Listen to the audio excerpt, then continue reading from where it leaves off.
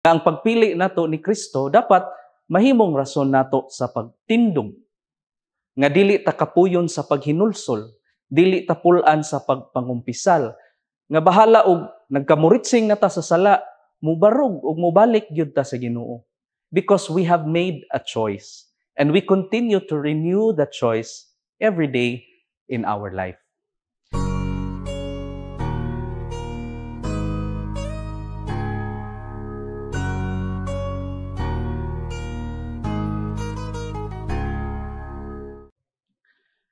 Maayong adlaw, ako na usab si Gualbert Montesilio Jr.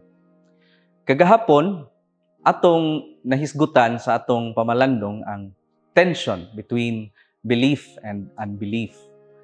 Karong adlaw diha sa Ebanghelyo, atong mamatikdan ang ingnunta end result sa maong tension. Diha sa Ebanghelyo, atong mabasa ang nagkanayon, so a division occurred in the crowd because of him.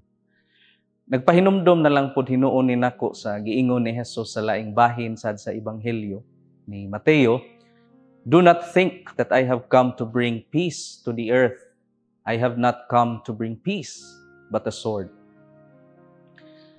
Ang uban mo interpret siguro ana ug moingon nga ang Ginoo imbes magdalag kalinaw, magdala na hinuon di ay og kagubot.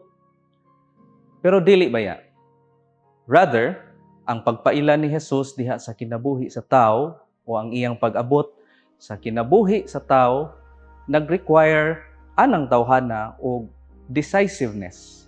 Kinahanglan siya mohimo og desisyon to believe or not to believe, to follow or not to follow.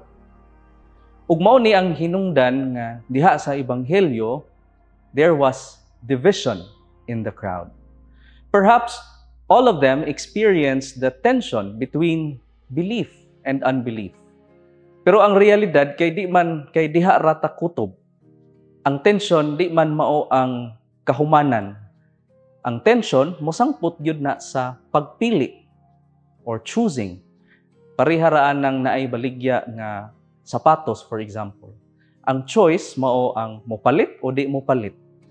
Di man mahimong magpabilin rata sa state sa tension. We have to decide whether to buy or not and stand by the consequences of either choice. Ug mao ni ang hagit nga murag nindot tutukan sa Ebanghelyo karong adlaw.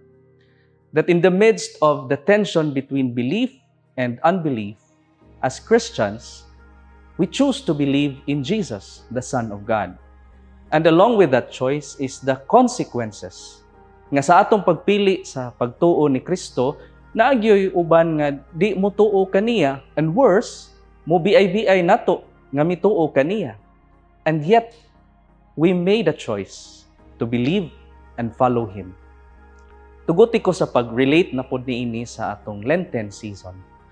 Sa karong panahon, kung atong hinuklugan ang giingon ni Jesus nga, "Go and sin no more," which is the radical invitation when we choose Him, murag realistically speaking, perting lisuda. Nga kanang human nato mailhi si Jesus, human ta ni tuo niya, di na gyud tang makasala pag-usab. Mas kang lisura gyud ana. Ambot og naabag gyud kahay nakatuman ana 100%.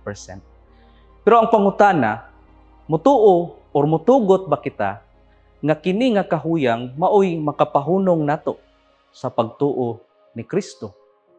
Hinaot unta nga dili. Instead, dinhi mas makita pa unta nato ang value sa atong radical choice of believing and following Christ. Nga ang pagpili nato ni Kristo dapat mahimong rason nato sa pagtindog. Nga dili ta kapuyon sa paghinulsol, dili ta pulan sa pagpangumpisal. Nga bahala og nagkamuritsing na ta sa sala, mubarog og mubalik gyud ta sa Ginoo. Because we have made a choice and we continue to renew the choice every day in our life. Ug mao kini siguro ang invitation nato karong adlaw. Pangayoon nato ang grasya sa Dios nga unta we always root our life in our fundamental choice of believing in Jesus. And in that choice, we also choose not to get tired of repenting, of renewing of ourselves, basta lang makabalik ug makalakaw kita paingon ngadto sa Ginoo.